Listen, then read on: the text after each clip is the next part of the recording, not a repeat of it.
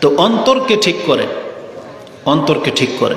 সৎ সাহস থাকলে এভাবে বলতেন যে চলো কথা শুনে দেখি, কথা যদি কোরআন সুন্নাহ মোতাবিক হয় মেনে নেব, আর না হলে এদেরকে ছুঁড়ে ফেলে দেব। এটা না সৎ সাহস?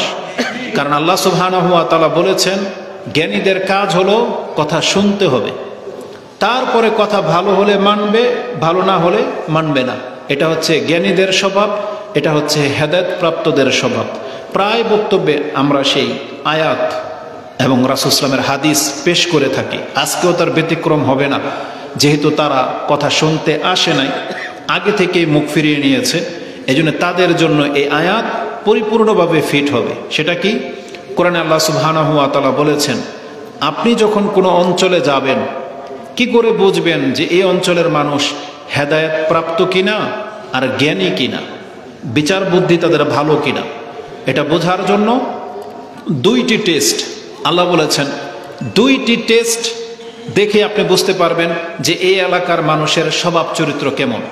কি? আল্লাহ বলেছেন আল্লাযীনা ইয়াস্তামিউনাল কাওলা ফায়াত্তাবিউনা আহসানাহ।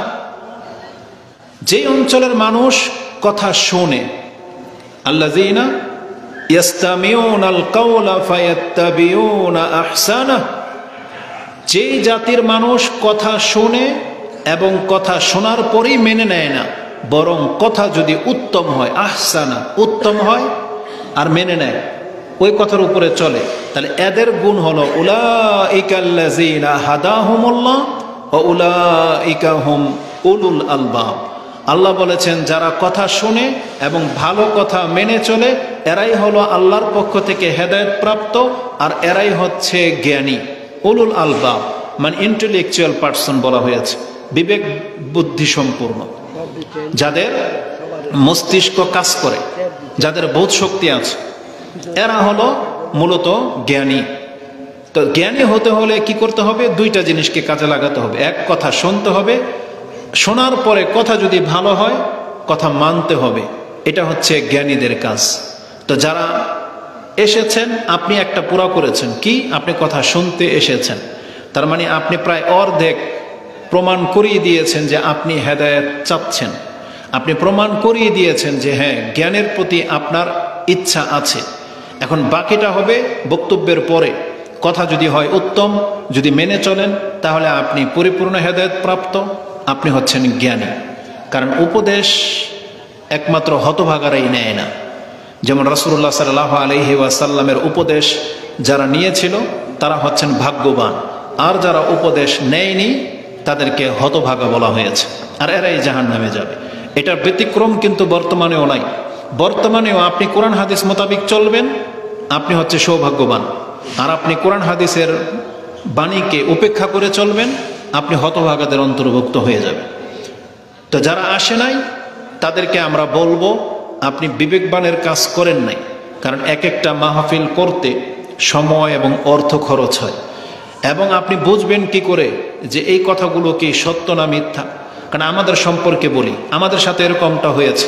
ছোটবেলায় যখন আমরা বুঝতাম না, আমাদের এলাকায়ও বাতিলপন্থী হকপন্থী সব রকমেরই ওয়াজ হতো, কিন্তু আমরা যে হুজুরের সাপোর্টে ছিলাম তিনি একদিন ভিন্ন এক ওয়াজকে বন্ধ করার জন্য একদিন আমাদের সামনে জুমার খুতবা দিল, এবং জুমার খুতবায় তিনি বললেন এই যে যারা বয়ান করতে আসবে এরা হচ্ছে বাতিল, এরা হচ্ছে দেওয়ানবাগী, এরা হলো গুমরা। কি কারণে? বলছে এরা দাবি করে যে আল্লাহ নাকি হাফ প্যান্ট পরা অবস্থায় রয়েছে। বুঝেন?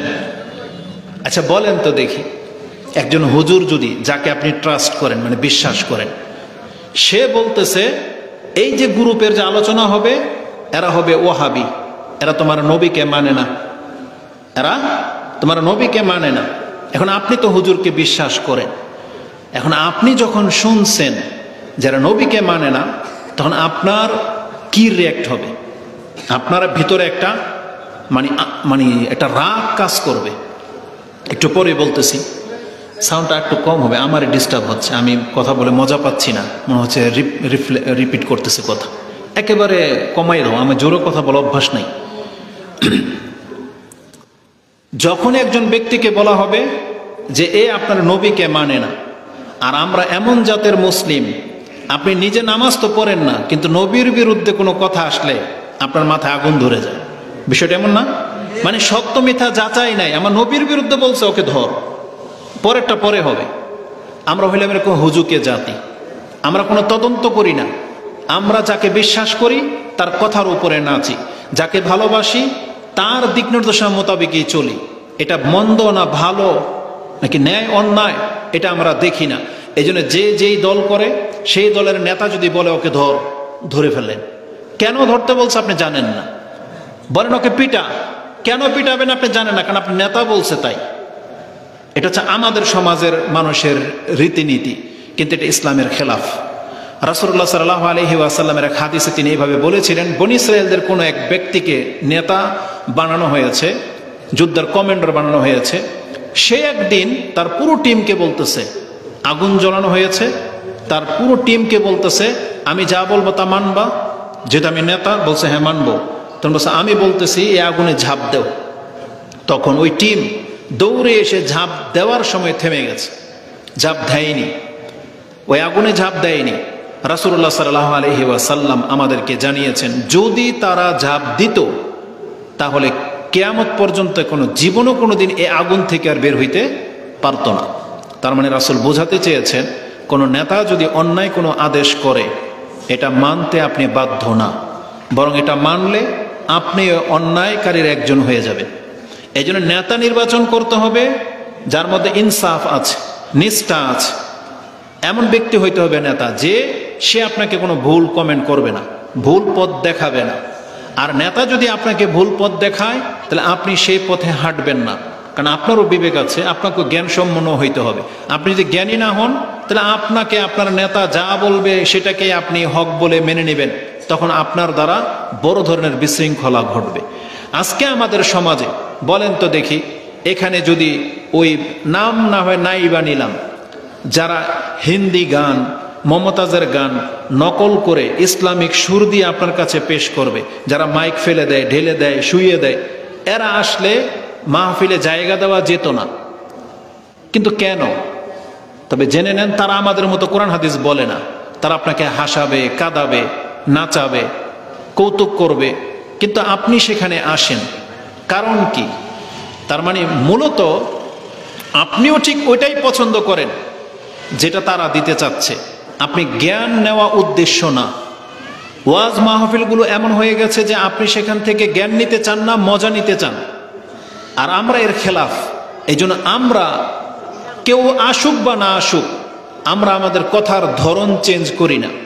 যতগুলো মানুষ আসছেন আলহামদুলিল্লাহ অনেক, এখান থেকে যদি আপনারা সামান্যতম শিক্ষাও নিয়ে যান, এর উপরে যদি আমল করেন, আমরা মনে করব এটা আমাদের জন্য যথেষ্ট। কিয়ামতের মাঠে এর যাজা আমরা আল্লাহর কাছে পরিপূর্ণ পাব। তো এই জন্য তাদের খেলাফ আর কিছু বলছি না, শুধু এতটুকু আপনাদেরকে স্মরণ করিয়ে দিতে চাই, যারা আপনাদেরকে মিথ্যা প্রচার রটায় তাদেরকে চিনার চেষ্টা করেন, যখন মিথ্যা বলে প্রমাণ হয়ে যাবে তাদেরকে ছাড়তে হবে। এটা হচ্ছে হকের দাবি। আপনি হক চিনতে পারলেন কিন্তু হকটা গ্রহণ করলেন না, এটা একটা গুমরাহি।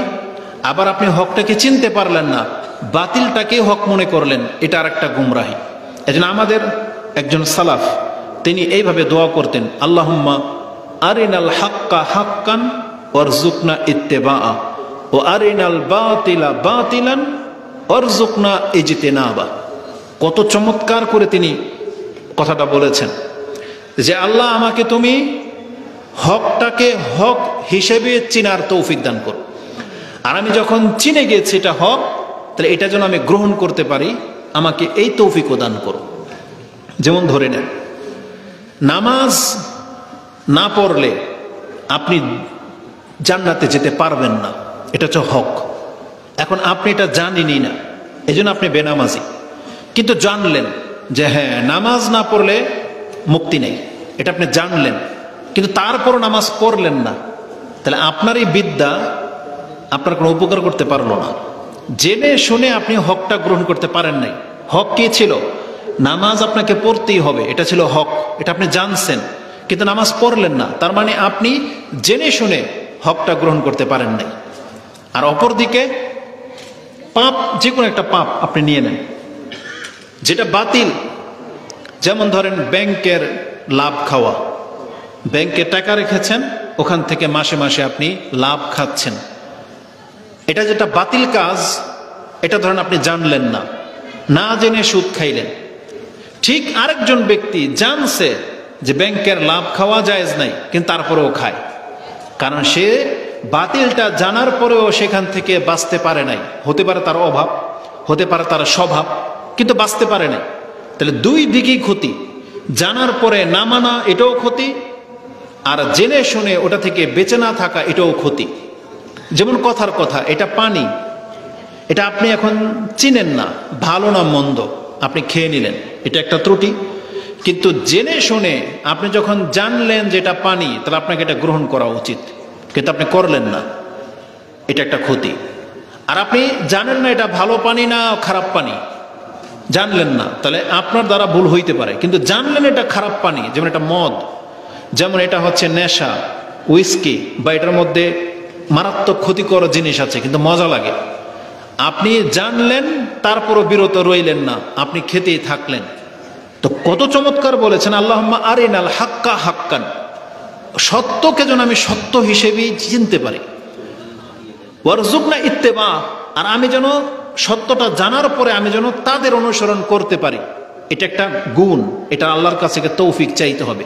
ও আরিনাল বাতিলা বাতিলান, আল্লাহ বাতিল যেটা, এটাকে যেন আমি বাতিল রূপেই চিনতে পারি। আর যখন আমি চিনতে পারলাম, ওয়ারজুকনা ইজতিনাবা, তাহলে আল্লাহ তুমি আমাকে তৌফিক দাও, আমি যেন এখান থেকে বাঁচতে পারি। কত বড় কথা! হককে চিনা একটা গুণ, আর হক গ্রহণ করা একটা গুণ। বাতিলকে চিনা একটা গুণ, বাতিল থেকে বেঁচে থাকা একটা গুণ। এই চারটা জিনিস আপনার আল্লাহর কাছ থেকে চেতে হবে, নিতে হবে। কারণ বাংলার জমিনের অধিকাংশ মানুষ জানে না কোন হুজুর হক, কোন হুজুর বাতিল। বাংলার জমিনে এখনো বহু মানুষ ল্যাংটার মুরিদ, জানেন কিসের মুরিদ? ল্যাংটার মুরিদ। তাহলে এই যে ল্যাংটার মুরিদ হয়েছে, ওকে হক মনে করে হয় নাই? ওর কাছে তো ল্যাংটাই হক, তাই না? তার মানে ও বাতিলটাকে হক হিসেবে গ্রহণ করেছে, আর ওই বাতিলের অনুসরণ করে, অথচ এটা বাতিল ছিল। যেমন আপনি বলতেছেন ল্যাংটা বাতিল, তার মানে আপনি বাতিলটাকে চিনতে পেরেছেন এটা বাতিল। আর অধিকাংশ যুবক পোলাপান এরা জানে যে মূর্তি পূজা জায়েজ নাই, হিন্দুরা ভুল কাজ করতেছে, ও কিন্তু জানে, চিনতে পারলো যে যেখানে মূর্তির পূজা হয় এটা বাতিল। কিন্তু আমাদের ইয়ং জেনারেশন, ও মজা লাগার জন্যে, হিন্দুর মহিলাকে দেখার জন্য ওই মেলাত গিয়ে ভিড় করে, বুঝেন? ওই পূজার মধ্যে গিয়ে ও ধাক্কাধাক্কি করে, কিসের জন্য? মজা লাগা আছে। তার মানে ও জেনে শুনে বাতিল এটা জানলো, জেনে শুনে ও বাতিলে অংশ নিল। এই জন্য আমাদের মধ্যেও এমন স্বভাবের লোক আমরা আছি, জেনে শুনে বাতিল থেকে বাঁচতে পারি না, আর জেনে শুনে আমরা হকটাও গ্রহণ করতে পারতেছি না। এই জন্য আল্লাহ সুবহানাহু ওয়া তাআলার কাছে সবসময় চাইবেন যে আল্লাহ হক কোনটা, এবং ওটা মানার চেষ্টা করবেন। আর যখন জেনে গেলেন, তখন আপ্রাণ চেষ্টা করবেন আমি যেন এই হকটাকে গ্রহণ করতে পারি। আব্দুল মুত্তালিব, আবু তালেব, রাসূলুল্লাহ সাল্লাল্লাহু আলাইহি ওয়াসাল্লামের চাচা, তিনি প্রথম ভুল পথে ছিলেন, কিন্তু একটা সময় তিনি বুঝতে পেরেছিলেন যে মুহাম্মদ সাল্লাল্লাহু আলাইহি ওয়াসাল্লাম হক, মুহাম্মদ সত্য কথাই বলে। এই জন্য তিনি তার প্রতি এতটা বেশি অন্তর তার ঝুঁকে গিয়েছিল, এতটা ভালোবাসত, যে তিনি তার কওম থেকে একাই ডিফেন্স করলো মুহাম্মদ সাল্লাল্লাহু আলাইহি ওয়াসাল্লামকে। তিনি মুহাম্মদ সাল্লাল্লাহু আলাইহি ওয়াসাল্লামকে ছাড়ে নাই। কিন্তু মরার সময় যখন রাসূল বললেন যে আপনি কালেমাটা পড়েন, কিন্তু সে পড়ল না, সে পড়ল না। তার মানে জেনে শুনে হকটা গ্রহণ করতে পারলো না। এটা অনেক বড় ত্রুটি। এটা আজকে আমাদের সমাজের অধিকাংশ মানুষ সত্য ধর্ম কোনটা এটা জানারই চেষ্টা করে না, অথচ এটা জানাটা আমাদের জন্য খুবই গুরুত্বপূর্ণ ব্যাপার ছিল। আবার অনেকে আছেন যারা জানেন কিন্তু সেই সত্যটা মানেন না, এটা একটা বড় ত্রুটি। এগুলোকে বোঝার চেষ্টা করতে হবে। এই জন্য আপনাদের আশেপাশের সমাজের যে কোনো ব্যক্তি যদি সাইড টক করে, আগে ভাগে যদি কোনো মন্তব্য করে, আপনি জ্ঞানী হলে আপনার জন্য উচিত হলো আগে কথা শুনতে হবে, তারপরে আপনি সিদ্ধান্ত নেবেন। ডিসিশনটা পরে আগামীকাল হবে সিদ্ধান্ত, যে যেই কথাগুলো বলা হয়েছিল এরা কি আসলে ইহুদিদের এজেন্ট, এরা কি আসলে খ্রিস্টান কেউ, এরা কি আসলে গুমরা, এরা কি আসলে আমাদেরকে গুমরা করতে চেয়েছিল, এটা বলবেন কালকে, আজকে না। আজকে কাজ হচ্ছে আপনার, আমার অঞ্চলে ওয়াজ হচ্ছে, এরা নাকি ওয়াহাবি, এরা নাকি উমুক তুমুক, আচ্ছা শুনি কি বলে, এটা আপনার প্রথম কাজ। শোনার পরে আপনি যখন দেখবেন কথাগুলো তো আপনার ঘরের কোরআন হাদিস থেকে হচ্ছে, তখন ওই যারা মিথ্যা বলেছিল তাদেরকে চিনতে পারবেন যারা মিথ্যুক। এরা নিজের স্বার্থে এরা জাতিকে ধোঁকা দেয়। আর যখন চিনতে পারবেন তখন আপনার জন্য এটা ফরজ দায়িত্ব, যে ব্যক্তি মিথ্যা বলেছে তাকে সাথে সাথে ক্রস করে দেওয়া। এর কাছ থেকে আর ধর্ম আপনি নেবেন না। এটা যে ব্যক্তি করতে পারবে সেই ব্যক্তি হক পেয়ে যাবেন ইনশাআল্লাহ। সেই ব্যক্তি হক পেয়ে যাবেন। এই জন্য আমরা দোয়া করি, আল্লাহ তুমি আমাদেরকে হক কথা বলার তৌফিক দান করো এবং আমাদের শ্রোতাদেরকে হক বোঝার তৌফিক দান করো এবং আমাদের উভয়কে মেনে চলার তৌফিক দান করো। তো আজকে আমার বিষয় হলো, যারা আসছেন আপনাদের জন্য একটা খুবই গুরুত্বপূর্ণ একটা বিষয় আজকে পেশ করব, সেটা হচ্ছে ইস্তিগফার, আল্লাহর কাছে ক্ষমা চাওয়া। এটা অত্যন্ত গুরুত্বপূর্ণ। এই কাজটা এটা শুধু ছোটদের জন্য না, বড়দের জন্য না, এটা পুরুষ মহিলা আলাদাভাবে কারো জন্য না, এটা কেবল হুজুরদের কাজ না, এটা সবার কাজ। মাদ্রাসায় যারা পড়ে তাদেরও কাজ, যারা মাদ্রাসায় পড়েন না এটা তাদের কাজ। আপনি মুসলিম যদি পরিচয় দিতে চান যে আমি মুসলিম, তাহলে আজকের আলোচনাটা হচ্ছে আপনার জন্য। প্রত্যেকটা মুসলিমকে, সে ছোট হোক বড় হোক, পুরুষ হোক মহিলা হোক, আপনাকে আল্লাহর কাছে প্রতিনিয়ত ক্ষমা চাইতেই হবে। প্রতিনিয়ত আপনাকে বলতেই হবে আস্তাগফিরুল্লাহ, আপনাকে বলতেই হবে রাব্বি গফিরলি, আল্লাহুম্মা গফিরলি, আপনাকে বলতেই হবে হে আল্লাহ আমাকে ক্ষমা করো, আল্লাহ আমার পিতামাতাকে ক্ষমা করো। এটা বলতেই হবে। এটা বলার মাঝে কি আছে, এটা না বললে কি হবে, এটাই হবে আজকের মূল বিষয়। কোরআনে আল্লাহ সুবহানাহু ওয়া তাআলা আমাদেরকে ডেকেছেন যে তোমরা আল্লাহর কাছে ক্ষমা চাও।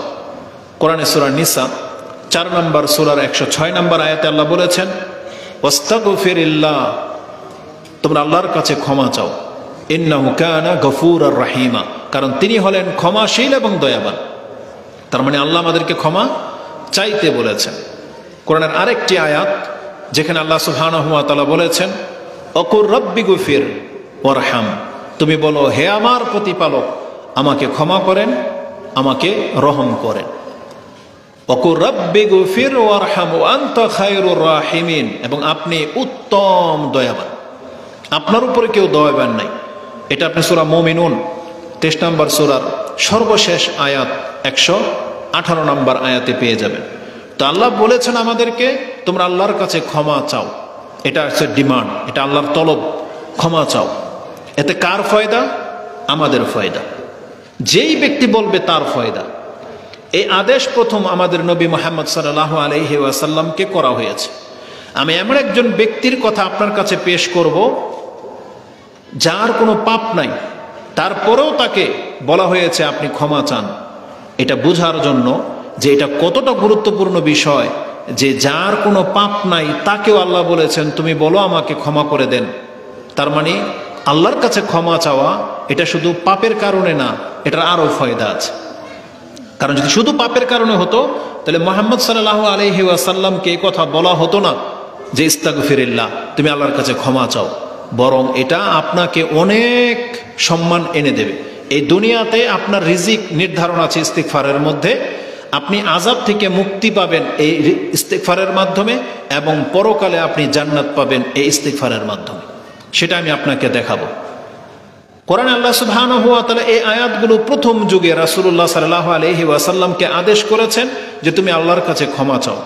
আর এটাই ছিল রাসূল সাল্লাল্লাহু আলাইহি ওয়াসাল্লামের প্রতি সর্বশেষ প্রত্যাদেশ। মানে এরপরে আর কোনো বিধান নাজিল হয়নি। দুই একটা আয়াত নাজিল হয়েছে, কিন্তু নতুন করে কোনো বিধান নাজিল হয়নি। এটা হচ্ছে সূরা আন-নাসর 110 নম্বর সূরা, যা বিদায় হজের আনুষ্ঠানিকতা শেষ করে যখন রাসূলুল্লাহ সাল্লাল্লাহু আলাইহি সাল্লাম মদিনার পথে ফিরবেন তখন এই সূরা নাজিল হয়েছে যে আপনার দায়িত্ব পুরা হয়ে গেছে। আপনি এখন যখন দেখবেন মানুষ দলে দলে ইসলামের দিকে এগিয়ে আসতেছে, ইসলাম গ্রহণ করতেছে, তখন আপনার কাজ হলো আপনি আপনার রবের প্রশংসা করবেন আর নিজের জন্য ক্ষমা চাইবেন, কারণ তিনি হচ্ছেন তওবা গ্রহণকারী।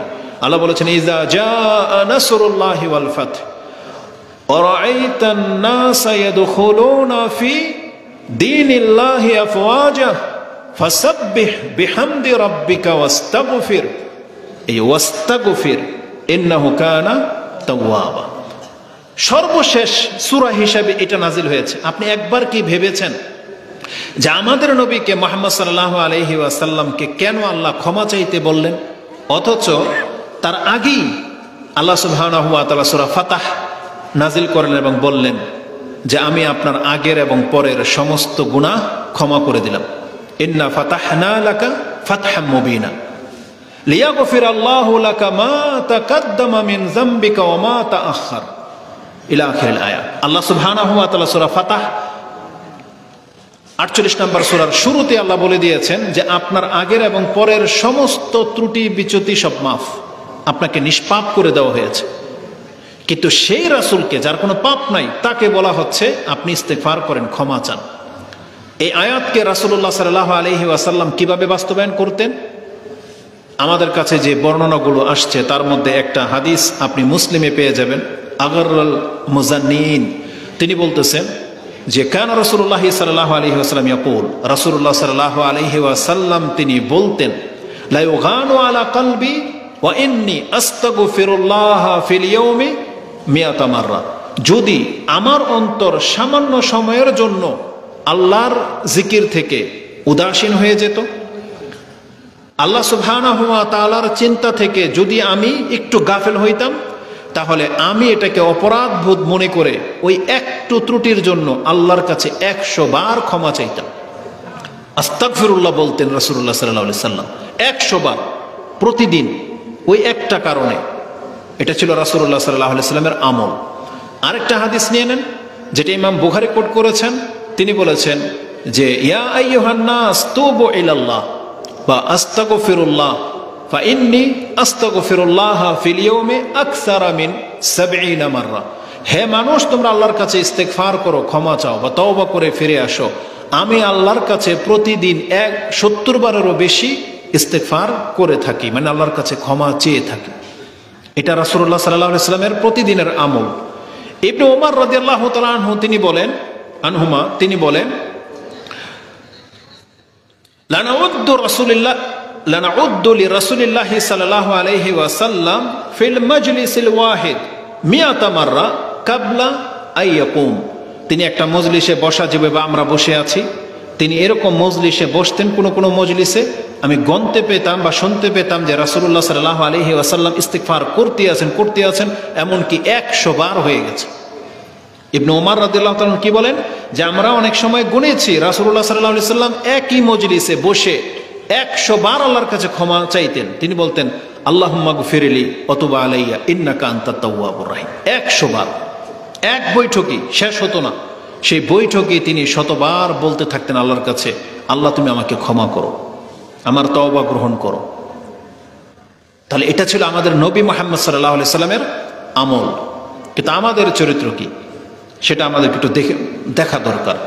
এই ইস্তেগফার আরো আশ্চর্যজনক বিষয় হলো, এটা তো ছিল রাসূলুল্লাহ সাল্লাল্লাহু আলাইহি সাল্লামের জীবনের সব সময়ের আমল, কিন্তু জীবনের শেষ দিন, শেষ মুহূর্ত, আপনি কি জানেন রাসূলুল্লাহ সাল্লাল্লাহু আলাইহি সাল্লাম কোন দোয়াটা বলে তার ইন্তেকাল হয়েছিল? আয়েশা রাদিয়াল্লাহু তাআলা আনহা তিনি বলেন কানা রাসূলুল্লাহ সাল্লাল্লাহু আলাইহি ওয়াসাল্লাম, রাসূলুল্লাহ সাল্লাল্লাহু আলাইহি ওয়াসাল্লাম থেকে সর্বশেষ যে বাক্যটা উচ্চারণ হয়েছে তিনি বলতেন আল্লাহুম্মা গফিরলি ওয়ারহামনি আল্লাহুম্মা রফিকাল আলা। আলহিকনি বির রফিক, এটা হচ্ছে ইমাম বুখারীর শব্দ। আর তিরমিজিতে আছে আল্লাহুম্মা আলহিকনি বির রফিকিল আলা। এটা ছিল রাসূলুল্লাহ সাল্লাল্লাহু আলাইহি সাল্লামের সর্বশেষ বাক্য। তারপরে তার হাত নিচের দিকে পড়ে গিয়েছিল, তার মানে তার আত্মাটা বেরিয়ে গিয়েছিল। তো রাসূল সাল্লাল্লাহু আলাইহি সাল্লাম তার শেষ বাক্য যেটা আল্লাহর কাছে তিনি বলেছিলেন কি ছিল? আল্লাহুম্মা গফিরলি ওয়ারহামনি, আল্লাহ তুমি আমাকে ক্ষমা করো, আমার প্রতি রহম করো। তাহলে ক্ষমা চাওয়া এটা কতটা গুরুত্বপূর্ণ বিষয়, যেটা আজকে আমরা অধিকাংশ মানুষ ভুলে গেছি। যেখানে আমাদের নবী মুহাম্মদ সাল্লাল্লাহু আলাইহি ওয়াসাল্লামের একটা পাপ নাই, অথচ তিনি 100 বার করে আল্লাহর কাছে ক্ষমা চাচ্ছেন। আর আমাদের শত পাপ, কিন্তু একবারও আল্লাহর কাছে আস্তাগফিরুল্লাহ আমরা বলি না, রাব্বি গফিরলি এটা আমরা বলি না। সারাদিন পার হয়ে যাচ্ছে, আমরা কত কি আমাদের জবান দিয়ে বলি, উচ্চারণ করি, গান গাই, ঠাট্টা তামাশা, কত কিছু লিপ্ত, কিন্তু মুখ দিয়ে আস্তাগফিরুল্লাহ বেরোয় না। কেন? অথচ আমাদেরকে বলা হয়েছে লাকাদ কানা লাকুম ফি রাসূলিল্লাহি উসওয়াতুন হাসানা, এই রাসূলের মাঝে তোমাদের জন্য উত্তম আদর্শ রয়েছে। আমাদেরকে নাজাতের কথা চিন্তা করতে হবে। যেই ব্যক্তি নাজাত চান, তাহলে আপনি কখনোই এভাবে উদাসীন থাকতে পারেন না। অবশ্যই আপনাকে আল্লাহর কাছে ইস্তেগফার করতে হবে। এটা ছিল গুরুত্বের দিক থেকে। আমি আপনাকে দেখাই এই ইস্তেগফার আপনাকে কি এনে দিতে পারে, কি মূল্যায়ন করতে পারে আপনাকে ইস্তেগফার।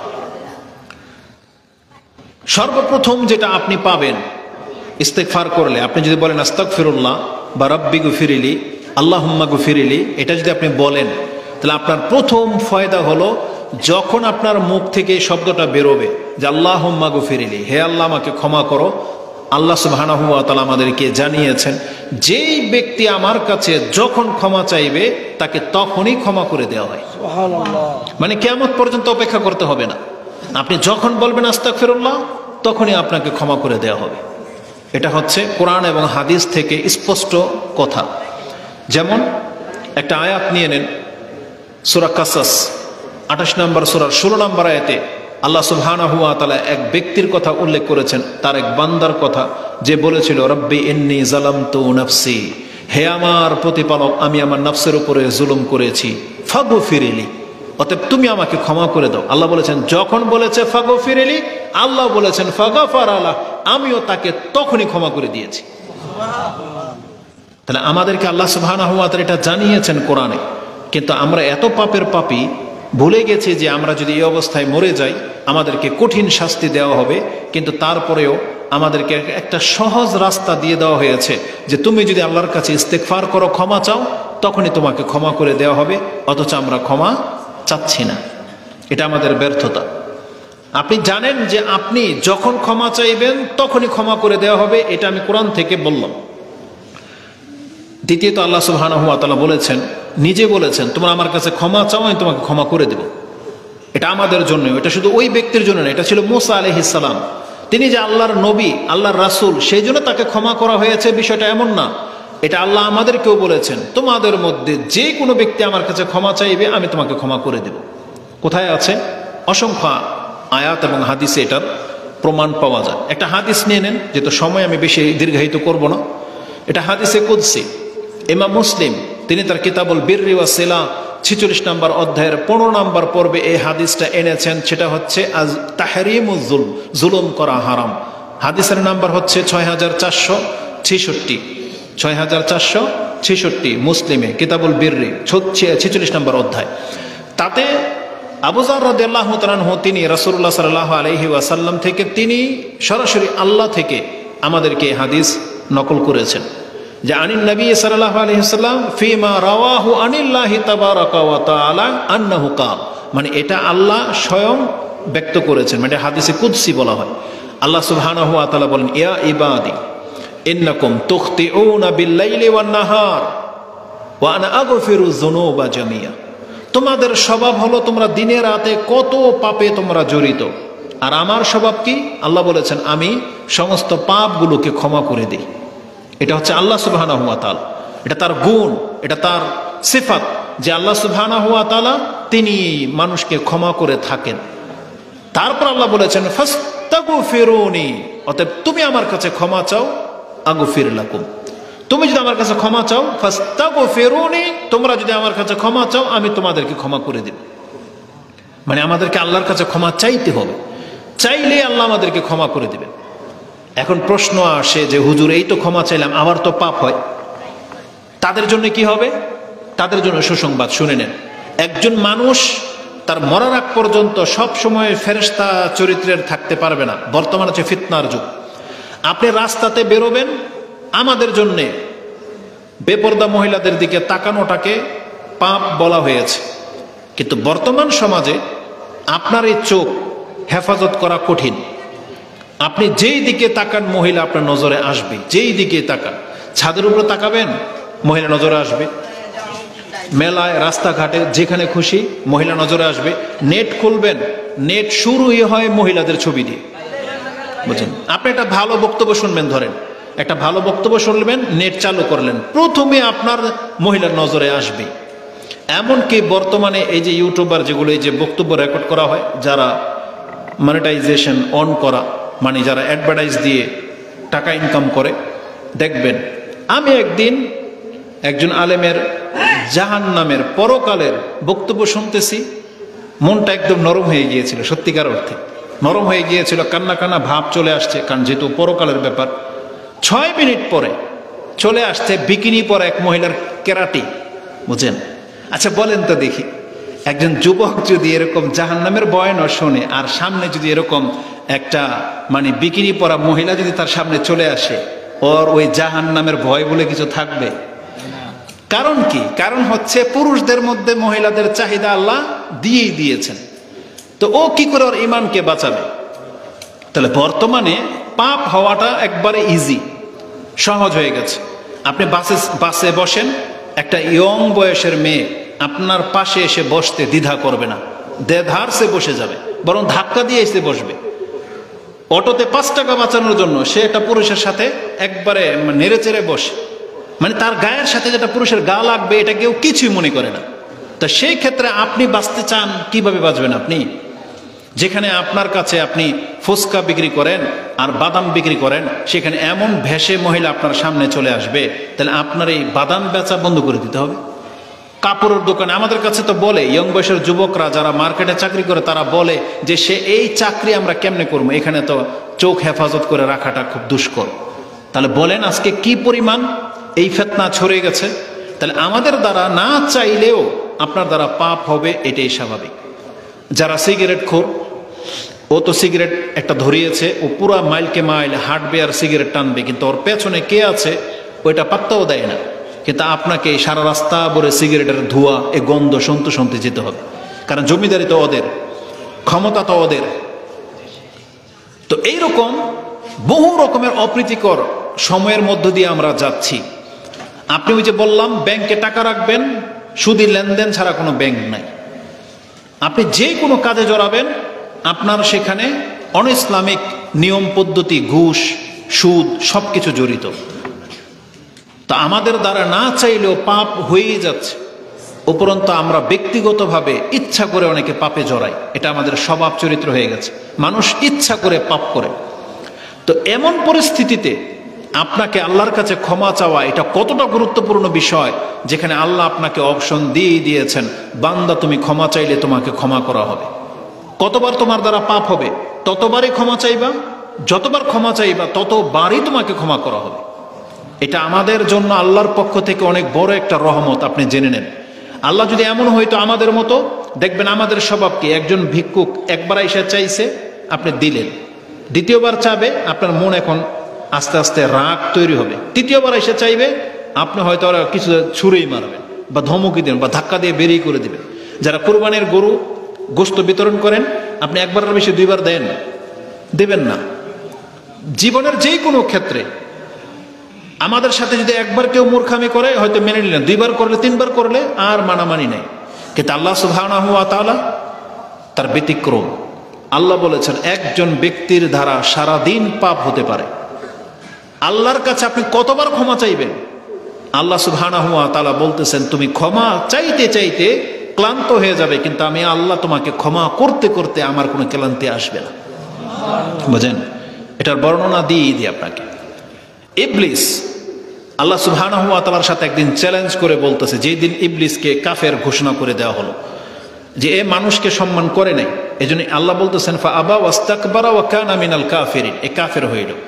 এই মানুষকে কেন্দ্র করে যখন জিন ইবলিস ক্ষতিগ্রস্ত হইল, এজন্য ও জিদ করে বলতেছে বেইজ্জাতিকা ওয়া জালালিক, আল্লাহ আপনার ইজ্জত এবং বরত্বের কসম করে বলতেছি, লা আবরাহু, আমি ক্ষান্ত হব না, উবুইয়া বানি আদম মা দামাতিল আরওয়াহু ফিহিম, এই আদম সন্তানের দেহে যতক্ষণ পর্যন্ত প্রাণ থাকবে আমি ইবলিস ততক্ষণ পর্যন্ত একে গুমরা করতেই থাকবো। এটা ইবলিসের চ্যালেঞ্জ। আর ইবলিস কিন্তু এটা করে দেখাইছে। ইবলিসের চক্করে আমরা সবাই। কিন্তু আল্লাহ সুবহানাহু ওয়া তাআলা তিনি বলতেছেন তাহলে আমার একটা দয়ার কথা তুমি শুনে রাখো, বেইজ্জাতি ওয়া জালালি, আমিও আমার বরত্ব এবং ইজ্জতের কসম করে বলতেছি, লা আব্রাহু, আমিও ক্ষান্ত হব না। আগফিরু লাহুম মাস্তাগফারুনি, তারা যতবার আমার কাছে ক্ষমা চাইবে আমি আল্লাহ ওকে ততবারই ক্ষমা করে দেব। মানে আমি ক্ষান্ত হব না, লা আব্রাহ, আমিও ক্ষান্ত হব না। আগফিরু লাহুম, আমি ক্ষমা করতেই থাকবো। মাস্তাগফারুনি, যতবার ওরা আমার কাছে ক্ষমা চাইতে থাকবে। তার মানে একজন মুসলিম যদি সারা দিন কিছুক্ষণ পর পরে আল্লাহর কাছে ক্ষমা চায়, তাহলে কিছুক্ষণ পর পরে আল্লাহ ওকে ক্ষমা করে দেবে। এই জন্য আল্লাহ সুবহানাহু ওয়া তাআলা কিন্তু আপনাকে একটা টাইমিং করে দিয়েছেন। আপনি স্বেচ্ছায় অনেক সময় আপনাকে ভুলিয়ে দিবে শয়তান, কিন্তু আল্লাহ আপনাকে রিমাইন্ডার দিয়ে দিয়েছেন অন্তত 5 ওয়াক্ত সালাত আপনি উপস্থিত হতে বাধ্য। আপনাকে আজান দেওয়া হয়, আপনি যদি 5 ওয়াক্ত নামাজ পড়েন, তাহলে দেখেন এই 5 ওয়াক্ত নামাজে আপনি কতবার আল্লাহর কাছে ক্ষমা চাচ্ছেন, এই নামাজের ভিতরে আল্লাহ ব্যবস্থা করে দিয়েছেন। রাসূলুল্লাহ সাল্লাল্লাহু আলাইহি ওয়াসাল্লাম তিনি নামাজ শুরুই করতেন আল্লাহর কাছে ক্ষমা চেয়ে। সানা যেটা আমরা বলি ইস্তিফতাহ, তাতে কি আছে? আল্লাহুম্মা বাইদা বাইনি ওয়া বাইনা খাতায়া কামা বা'আতা বাইনাল মাশরিকি ওয়াল মাগরিব ইলা আখিরিদ দোয়া। তো রাসূলুল্লাহ সাল্লাল্লাহু আলাইহি ওয়াসাল্লাম ক্ষমা চাওয়া দিয়ে নামাজ শুরু করতেন। রুকুতে যাইতেন, সেজদাতে যাইতেন। আয়েশা রাদিয়াল্লাহু তাআলা আনহা তিনি বলেন, কানা রাসূলুল্লাহ সাল্লাল্লাহু আলাইহি ওয়াসাল্লাম আকসারু আইয়াকুলা ফি রুকুই ওয়া সুজুদিহি সুবহানাকাল্লাহুম্মা রাব্বানা ওয়া বিহামদিকা আল্লাহুম্মা গফিরলি। আল্লাহ তুমি পবিত্র, তোমারই প্রশংসা, আল্লাহ তুমি আমাকে মাফ করো। সবচেয়ে বেশি তিনি রুকুতে এবং সেজদাতে পড়তেন। 2 সেজদার মাঝখানে যখন বসতেন তখন বলতেন রব্বি গফিরলি, রব্বি গফিরলি, রব্বি গফিরলি বলতেই থাকতেন। 3 বার 5 বার 7 বার বলেন না আপনি, তারপর আরেকটা সেজদা করেন। তাহলে এখানেও ক্ষমা। সালাম ফেরানোর পূর্বে আল্লাহর কাছে ক্ষমা চাওয়ার কথা আছে, যে আল্লাহর কাছে ক্ষমা চাইতেন। নামাজ শেষ, যেহেতু নামাজের পরে দোয়া কবুল হয়, এই জন্য সালাম ফিরানোর পরে সর্বপ্রথম রাসূল সাল্লাম যে দোয়া করতেন সেটা হচ্ছে আস্তাগফিরুল্লাহ, আস্তাগফিরুল্লাহ, আস্তাগফিরুল্লাহ। চিন্তা করা যায় ইস্তিগফার এটা এতটা গুরুত্বপূর্ণ যে রাসূলুল্লাহ সাল্লাল্লাহু আলাইহি ওয়াসাল্লাম থেকে ইমাম তিরমিজি হাদিস কোট করেছেন। আবি উমামাতা তিনি বলেন, সুইলা আইয়ু দুআ ইউসমা, ইয়া রাসূলুল্লাহ কোন দোয়া কবুল হয়, শোনা হয়, মানে আল্লাহ শোনেন কোন দোয়া? তখন রাসূলুল্লাহ সাল্লাল্লাহু আলাইহি সাল্লাম বলেছেন, জাওফুল লাইলিল আখির, যে দোয়াটা একেবারে অন্ধকার রাতের শেষ সময় পড়া হয়। দুবুরা as-সালাওয়াতিল মাকতুবা, এবং 5 ওয়াক্ত ফরজ নামাজের পরে যে দোয়া করা হয় এটা কবুল হয়। আমাদের সমাজের হুজুররা আবার একটু উল্টা বুঝছে। তারা কি করে? নামাজের সালাম ফিরানোর পরে সবাই মিলে মোনাজাতে লিপ্ত, কারণ তারা জেনেছে যে নামাজের পরে দোয়া কবুল হয়। কিন্তু সেই ক্ষেত্রে রাসূলের সুন্নাহটা কি এটার দিকে আর খেয়াল করেনি, শুধু বাক্যর দিকে খেয়াল করেছে। অথচ সুন্নাহ হলো রাসূলুল্লাহ সাল্লাল্লাহু আলাইহি ওয়াসাল্লাম যেই দোয়া করতেন সেগুলো আপনাকে করতে হবে। সেটা কি? রাসূলুল্লাহ সাল্লাল্লাহু আলাইহি ওয়াসাল্লাম সালাম ফেরানোর পরেই বলতেন আস্তাগফিরুল্লাহ, আস্তাগফিরুল্লাহ, আস্তাগফিরুল্লাহ, আল্লাহুম্মা আনতাস সালাম ওয়া মিনকাস সালাম তাবারাকতা ইয়া যাল জালালি ওয়াল ইকরাম। এটা বলে তিনি মুক্তাদির দিকে ঘুরতেন। এটা না বলা পর্যন্ত রাসূলুল্লাহ সাল্লাল্লাহু আলাইহি ওয়াসাল্লাম কিবলার দিকে মুখ ফেরাতেন না। এটা 5 ওয়াক্ত।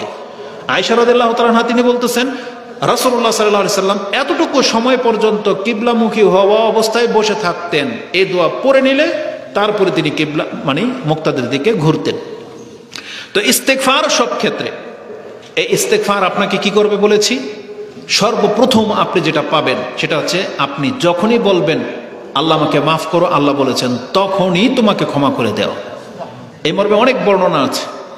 দ্বিতীয় ফায়দা যেটা আমাদের মা বোনদের জন্য বা বোনদের জন্য, মহিলাদের জন্য আল্লাহ স্পেসিফিকভাবে রাসূলুল্লাহ সাল্লাল্লাহু আলাইহি সাল্লাম তাদেরকে এই শিক্ষাই দিতেন বা দিয়েছেন। কারণ দেখেন আমাদের কিন্তু অনেক কর্ম, আমরা জিহাদ করি, আমরা অর্থ ইনকাম করি, হালাল হারামের ব্যাপার আছে, 5 ওয়াক্ত নামাজ আমাদেরকে জামাতে করতে হয়, অনেক কিছু পুরুষের দায় দায়িত্ব আছে। তারপরে যেমন তার সংসার চালাতে হবে, তার খরচ বেয়ার করতে হবে, এগুলো সব আমাদের দায়িত্ব। তারপরে আমরা হয়তো জান্নাতের আশা করতে পারি, কিন্তু মা বোনদের এত দায়িত্ব নাই। মহিলাদেরকে আল্লাহ সুবহানাহু ওয়া তাআলা খুব অল্প দায়িত্ব দিয়েছেন। তার কাজ শুধু তার ঘরে 5 ওয়াক্ত নামাজ পড়বে, স্বামীর আনুগত্য করবে জায়েজ ক্ষেত্রে, এতটাই। এই মহিলাদের সম্পর্কে রাসূলুল্লাহ সাল্লাল্লাহু আলাইহি ওয়াসাল্লাম যা বলেছেন তার মধ্যে একটা হাদিস আপনি মুসলিমে পেয়ে যাবেন, ইমানের অধ্যায়ে। ইমাম মুসলিম রাহিমাহুল্লাহ তার 34 নম্বর পর্বে এই হাদিসটা এনেছেন, ইমানের অধ্যায়, যে আনুগত্যের মাধ্যমে ইমান বৃদ্ধি পায় এবং নাশুকরিতে কুফরি বৃদ্ধি পায়।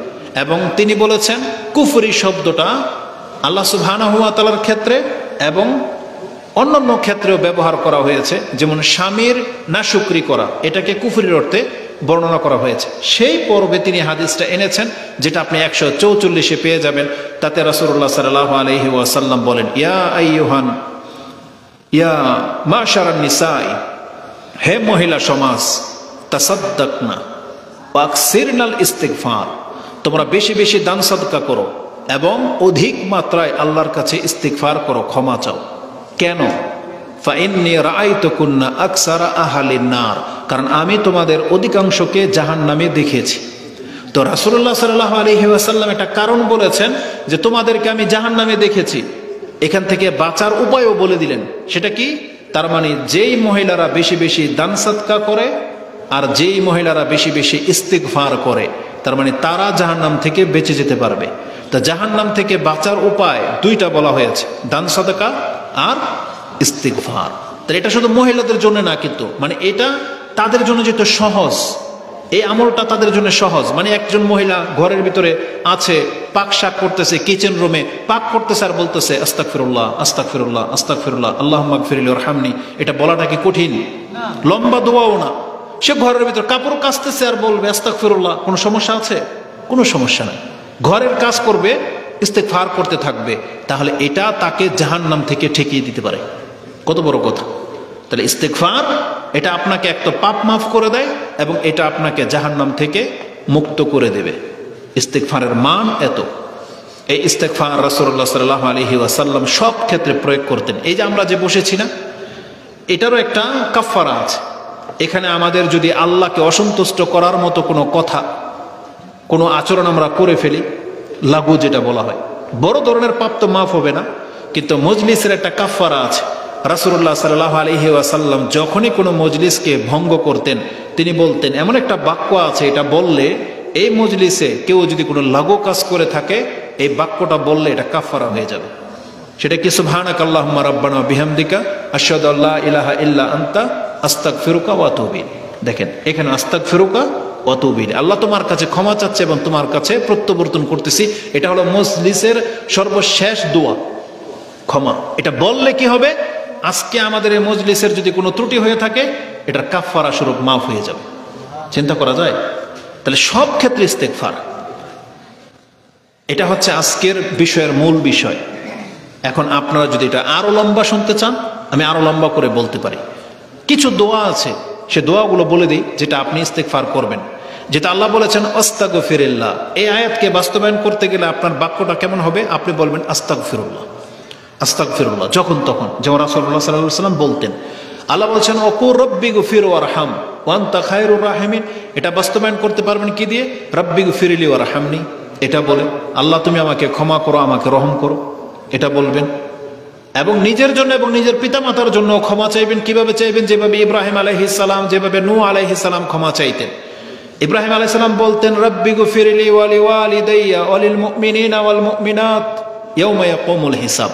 আল্লাহ তুমি আমাকে এবং আমার পিতামাতাকে ক্ষমা করো, মুসলিম পুরুষ এবং মুসলিম নারীদেরকে ক্ষমা করো বিচারের মাঠে। বিচারের মাঠে আল্লাহ আমাদেরকে ক্ষমা করে দাও। এটা কত বড় দোয়া! এটা ইব্রাহিম আলাইহিস সালাম করতেন। তাহলে আপনিও করবেন আল্লাহুম্মা গফিরলি ওয়া লিওয়ালিদাইয়া, আল্লাহ আমাকে এবং আমার পিতামাতাকে ক্ষমা করো। উম্মে সালামা রাদিয়াল্লাহু তাআলা আনহা এসেছেন, ইয়া রাসূলুল্লাহ আবা সালামা কাদ মাত, আবু সালমা মারা গেছে, মা আকুল, তার সম্পর্কে আমি কি বলবো? তখন রাসূলুল্লাহ সাল্লাল্লাহু আলাইহি ওয়াসাল্লাম বলতেছেন কুলি, তুমি বলো আল্লাহুম্মা গফিরলি ওয়া লাহু, আল্লাহ আমাকে এবং তাকে ক্ষমা করো। এখানেও ক্ষমা, তার মানে কি আমরা যখন মৃত ব্যক্তির জন্য দোয়া করি, সর্বপ্রথম আপনি নিজের জন্য করবেন আল্লাহ আমাকে ক্ষমা করো এবং এই মৃত ব্যক্তিকে ক্ষমা করো। আল্লাহুম্মা গফিরলি ওয়া লাহু, আল্লাহ আমাকে এবং তাকে ক্ষমা করো, নিজের জন্য আগে। তো এটা অত্যন্ত গুরুত্বপূর্ণ ব্যাপার। এই জন্য আপনি যখন তখন বলবেন আস্তাগফিরুল্লাহ, আপনি বলবেন আস্তাগফিরুল্লাহ ওয়া আতুবু ইলাইহি। রাসূলুল্লাহ সাল্লাল্লাহু আলাইহি ওয়াসাল্লাম থেকে আরেকটা হাদিস আবু দাউদ এবং ইবনে মাজাহ এবং তিরমিজিতে রয়েছে। আবু দাউদের হাদিসটি 1517, 16 এবং 17তে আপনি পেয়ে যাবেন। তাতে রাসূলুল্লাহ সাল্লাল্লাহু আলাইহি ওয়াসাল্লাম বলেছেন, যেই ব্যক্তি এইভাবে আল্লাহর কাছে ক্ষমা চাইবে, সে যদি যুদ্ধের ময়দান থেকে পালিয়ে যাওয়া ব্যক্তিও হয়, তারপরও যদি আল্লাহর কাছে এভাবে ক্ষমা চায়, আল্লাহ তাকে ক্ষমা করে দিবেন। সেটা কি? যে আস্তাগফিরুল্লাহ আল আযীম আল্লাযী লা ইলাহা ইল্লা হুয়াল হাইয়ুল কাইয়্যুম ওয়া তুবু ইলাইহি, যে আমি ক্ষমা চাচ্ছি আস্তাগফিরুল্লাহ আল আযীম, যিনি মহান, তার কাছে, লা ইলাহা ইল্লা হুয়াল হাইয়ুল কাইয়্যুম, যিনি ছাড়া সত্য কোনো ইলাহ নাই, তিনি হচ্ছেন চিরঞ্জীব, চিরস্থায়ী, হাইয়ুল কাইয়্যুম ওয়া তুবু ইলাইহি, আমি তার কাছে তওবা করতেছি। এইভাবে যদি কেউ আল্লাহর কাছে ক্ষমা চায়, গুফিরা লাহু ওয়া ইন কানা ফাররা মিনাল জাহফ, সে যদি যুদ্ধের ময়দান থেকে পলায়ন পর ব্যক্তিও হয়, তারপরে যদি এই বাক্য দিয়ে আল্লাহর কাছে দোয়া করে, আল্লাহ তাকে ক্ষমা করে দেবে। তাই ইস্তেগফার সম্পর্কে অনেক লম্বা চড়া কথা রয়েছে। সকাল সন্ধ্যায় রাসূলুল্লাহ সাল্লাল্লাহু আলাইহি ওয়াসাল্লাম একটা ইস্তেগফার করতেন, হাদিসের ভাষায় যেটাকে সাইয়্যিদুল ইস্তেগফার বলা হয়েছে, সবচেয়ে শ্রেষ্ঠ ইস্তেগফার, এবং এটা সকাল এবং সন্ধ্যায় বলতে হয়। রাসূলুল্লাহ সাল্লাল্লাহু আলাইহি সাল্লাম বলেছেন, মান কালাহা ফাদাখালাল জান্নাহ, যেই ব্যক্তি দিনের বেলায় এই সাইয়্যিদুল ইস্তেগফার পাঠ করবে, যদি ওই দিনই তার মৃত্যু ঘটে, তাহলে আল্লাহ তাকে জান্নাত দিয়ে দিবেন। আবার যদি সন্ধ্যাবেলা কেউ পড়ে, ওই রাতেই যদি তার মৃত্যু ঘটে, তাহলে তাকে আল্লাহ সুবহানাহু ওয়া তাআলা জান্নাত দিয়ে দিবেন। ফাহুয়া মিন আহলিল জান্নাহ, সে হচ্ছে জান্নাতের একজন। সেটা কি? আল্লাহুম্মা আনতা রাব্বি লা ইলাহা ইল্লা আনতা খালাকতানি ওয়া আনা আবদুক ওয়া আনা আলা আহদিকা ওয়া ওয়াদিকা মাস্তাতাত আউযু বিকা মিন শাররি মা সানাত আবু লাকা বিনি'মাতিকা আলাইয়া ওয়া আবু বিযামবি ফাগফিরলি ফাইন্নাহু লা ইয়াগফিরু যুনুবা ইল্লা আনতা। এটা হচ্ছে সাইয়্যিদুল ইস্তেগফার। যারা মুখস্থ রাখেন না, তারা এটাকে মুখস্থ করে নেবেন। ইমাম বুখারী এটাকে কোট করেছেন যে রাসূলুল্লাহ সাল্লাল্লাহু আলাইহি সাল্লাম বলেছেন, এইভাবে যদি কেউ সকাল সন্ধ্যায় এই ইস্তেগফার করে, তাহলে আল্লাহ সুবহানাহু ওয়া তাআলা তাকে জান্নাত দিয়ে দিবেন। সুবহানাল্লাহ। তাহলে ক্ষমার মধ্যে সবকিছু। আমরা যদি আল্লাহর কাছে ক্ষমা না চাই, তাহলে কিন্তু আপনি ক্ষমা পাবেন না। আল্লাহর কাছে ক্ষমা না চাওয়াটা যে কত বড় অপরাধ, সেটা আমি আপনাকে দুই একটা জিনিস দিয়ে দেখাই। একজন ব্যক্তি ইবনে জুদান নামে জাহেলিয়াতের যুগে অনেক বেশি দান সাদকা করত, আত্মীয়তার সম্পর্ক রক্ষা করে চলতো, কিন্তু এই লোকটায় কোনো একদিন আল্লাহর কাছে বলে নাই যে আল্লাহ আমি এগুলো সব তোমার জন্য করতেছি, বা আল্লাহ তুমি আমাকে বিচারের মাঠে মাফ করে দিও, এটা বলে নাই। এই জন্যে তার এই দান সাদাকা, তার আত্মীয়তার সম্পর্ক রক্ষা করা তার কোনো উপকারে আসবে না। আয়েশা রাদিয়াল্লাহু তাআলা আনহা তিনি বলেন, ইয়া রাসূলুল্লাহ কানা ইবনু জুদআন কানা ফিল জাহিলিয়া ইয়াসিলুর রাহিম ওয়া ইউতিমুল মাসাকিন ফাহাল যাকা নাফিউহু, এই ব্যক্তি আত্মীয়তার সম্পর্ক রক্ষা করে চলতো এবং সে মিসকিনদেরকে খাদ্য দিত, তার এই ভালো কাজগুলো কি তার কোনো উপকারে আসবে? রাসূল বলেছেন লা ইয়ানফাউহু, তার কোনো উপকারে আসবে না। কেন? ইন্নাহু লাম ইয়াকুল ইয়াওমান রাব্বিগফিরলি খাতিআতি ইয়াউমাদ্দিন, কারণ এই ব্যক্তি জীবনে একবারও আল্লাহকে বলে নাই যে আল্লাহ তুমি বিচারের মাঠে আমাকে ক্ষমা করে দিও। তার মানে আল্লাহর কাছে না বলা এটা অনেক বড় একটা পাপ। আপনি অহংকারী প্রমাণিত হয়ে যাবেন, আপনি কাফের প্রমাণিত হয়ে যাবেন যে আল্লাহর কাছে আপনি একদিনও ক্ষমা চাইলেন না। এজন্য আমরা আপনাদেরকে বলি, আমাদেরকে আল্লাহ সুবহানাহু ওয়া তাআলার কাছে প্রতিনিয়ত ক্ষমা চাইতে হবে। সময় অনেকটা লম্বা হয়ে গেছে, যেটা আগামীকাল জুমার খুতবা, আমাদেরকে প্রস্তুতি নিতে হবে। আমরা দোয়া করি যে আল্লাহ তুমি আমাদেরকে ক্ষমা করে দাও। যারা এই আয়োজন করেছে আল্লাহ তাদেরকে তুমি ক্ষমা করো, এবং যারা না বুঝে মানুষদেরকে উল্টাপাল্টা বুঝিয়েছে আল্লাহ তাদেরকে তুমি হেদায়েত করো এবং ক্ষমা করো, এবং পরবর্তীতে তাদেরকেও সাহায্য সহযোগিতায় এগিয়ে আসার তৌফিক দান করো। যে কথাতে জাতির উপকার হবে, কল্যাণ হবে, এমন মাহফিলে তাদেরকেও এগিয়ে আসার তৌফিক দান করো। এবং আমাদের যদি কোনো ভুল ত্রুটি থেকে থাকে, আমরা যদি জাতির কারো সাথে অন্যায় কিছু করে থাকি, আমরা যদি দাওয়াতের ফিল্ডে এসে বাড়াবাড়ি কোনো কিছু করে থাকি, আল্লাহ তুমি আমাদেরকে মাফ করো, এবং আমাদেরকে সহনশীল হয়ে মুসলিম ভাই হয়ে বেঁচে থাকার তৌফিক দান করো। এবং যে কাজে জাতির কল্যাণ আছে, আল্লাহ আমাদেরকে ওই রকম কল্যাণকামী হয়ে এই পৃথিবীতে বাঁচিয়ে রাখো। আমাদেরকে মুসলিমের কল্যাণকামী হয়ে এই পৃথিবীতে টিকিয়ে রাখো, যেমনটা তুমি চেয়েছো।